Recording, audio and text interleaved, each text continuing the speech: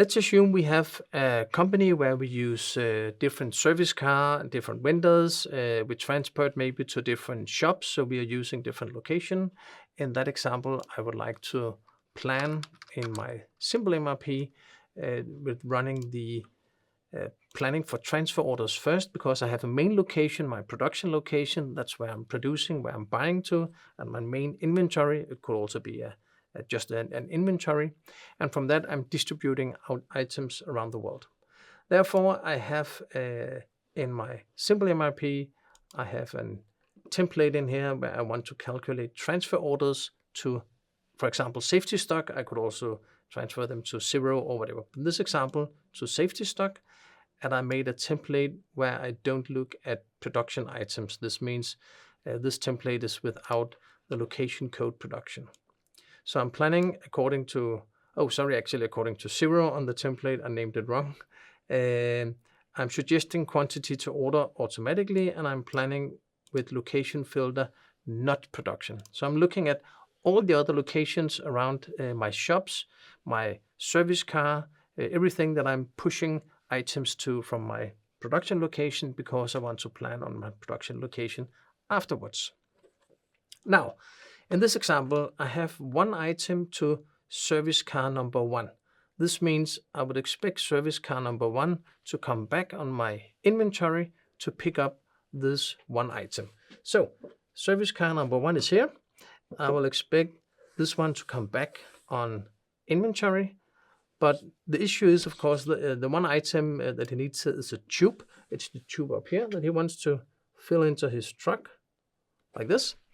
And if I suggest quantity to order on that one, or all of the lines, and I carry out action message only for my service car and carry out actions, it will be moved to the reverse planning worksheet like this. Now, to avoid a lot of gas on this truck, or electricity on this truck, the service car, I would like to fill up everything else according to safety stock, maybe, or reorder point. So I'd like to see what else I can utilize when he's here anyway. So what I have is another journal we call direct replenishment.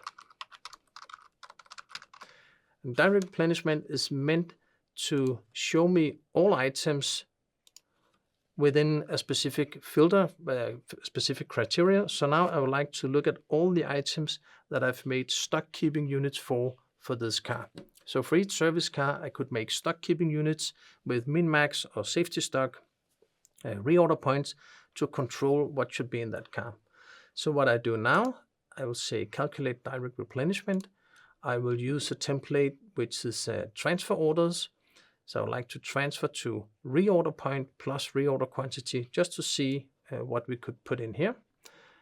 I would like to use SKU cards that is only transfer. So I'm filtering on stock keeping units, only transfer orders into that location.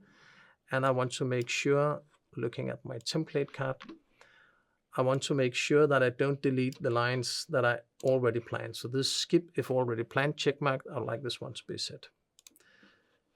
And that way I leave the one line that I already planned. I would expect to plan for service car 1, because that's the one I'm going to fill up.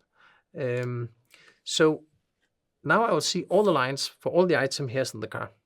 And I could suggest quantity to order here. It already did. To reorder point, because I set it up in the template. Reorder point plus reorder quantity backward from 0. I'm rounding up using order modifiers. So from this view, I can see what else do we need to want to put in his car. So when he's here anyway, would we like to actually fill up all of this stuff here for his car or whatever. So if we're doing that, I could filter for quantity to order base. I think I don't even need to filter. I could just set action message here and then carry out, because those will all be carried into the reverse planning worksheet. So now I'd expect to have my tube from before as the first line and all the other lines. So now I can make a pick, I can make a transfer order for all of this, a transfer order from production into that car, and have that prepared when he comes home. So in this way, I can use my direct replenishment to create lines manually that normally wouldn't show up in the journal.